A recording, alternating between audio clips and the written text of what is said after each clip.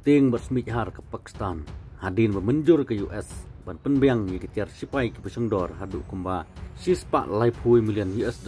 syagari India. Itu mentangnya sengap yang ni keborin kon.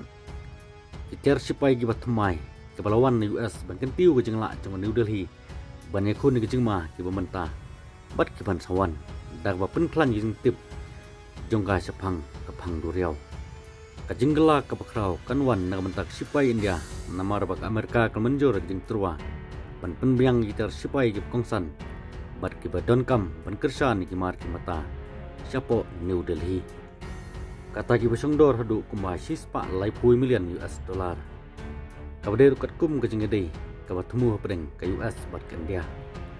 ke Defense Security Cooperation Agency DSCA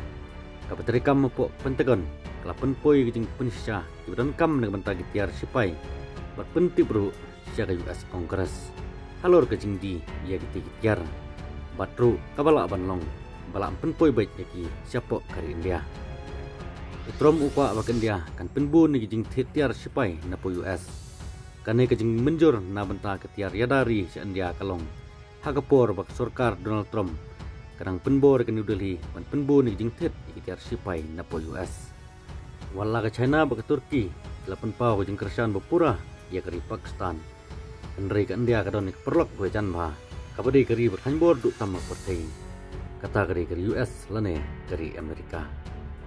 baru dang katuk kenes ni bakari India kada bantit ia jet thama napo kari front sakat notam kari India kan penklan jusu ikitar thama